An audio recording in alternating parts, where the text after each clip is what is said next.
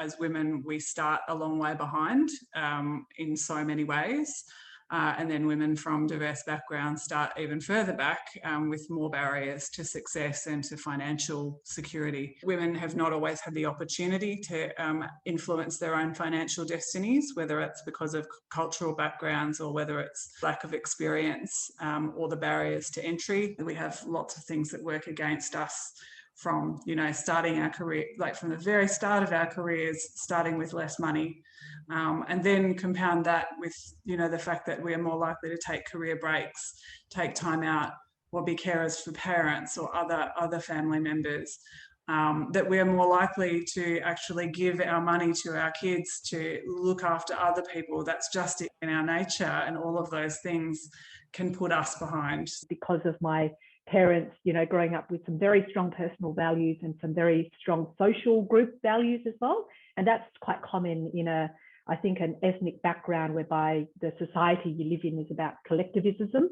instead of individualism, and, you know, kind of about self over the groupthink mentality. And so when I was in my 20s, I did become a lot more aware of my groupthink aspects, that basically hindrances or self-deprecating behaviors that could hold me back in terms of achieving what I really wanted.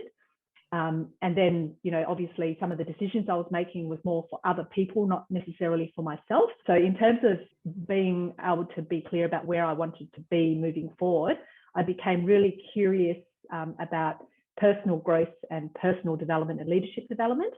So I just started reading a lot of books. I basically, from there, you know, I was listening to topics that were of interest as well.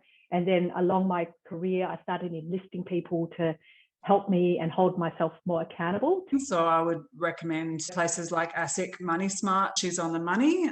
It's a great podcast, and also a financial community on Facebook. There's a lot of information that's specific to the barriers that we face as women in terms of our financial education, in terms of, you know, the gender pay gap, and in terms of having challenging conversations with our partners or our families. It is really around knowing what your requirements are and knowing that there's, you know, those different segments of people that can help you. And if you can afford a financial advisor, I think definitely they can really help you prioritize your goals and your objectives and educate you at the same time. But then a lot of people in the She's on the Money cohort, they're just starting out. That platform being able to give you the financial literacy or education that you need. As with culturally diverse women, like you guys are here for personal growth and for networking as well. So it's just identifying what that platform is that appeals to you and where you feel like you're getting growth and learning from. That's probably the biggest thing that I think for us as women is actually to make conscious decisions and not to leave it to other people. 1/3 of women in Australia retire with no superannuation, none. And the fastest growing demographic of homelessness in Australia is women aged 55 and over. And you don't have to be Einstein to sort of connect the dots on why that might be. It's because, you know, if women lose their spouse either through separation or through death, and they're not adequately, you know, financially prepared for that, or they don't know how to manage their money, it's like the sliding doors kind of moments in life that can just change everything.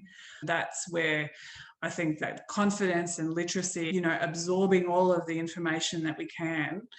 And there is the potential to get things wrong, but, you know, there's also the potential to get things wrong when we do nothing. Sponging up all of the amazing information that is available, and making conscious decisions and taking ownership of those things, I think, is just super important. It's just a statistical reality that women are the ones who are most likely to end up in financial disadvantage, whether it's, you know, from the pay gap right through to all of the different things that can compound over our lives, because compounding isn't always a good thing. We also have to take the time to think about ourselves and what that means. How do we look after that? And realizing, you know, that transformative capacity of investing.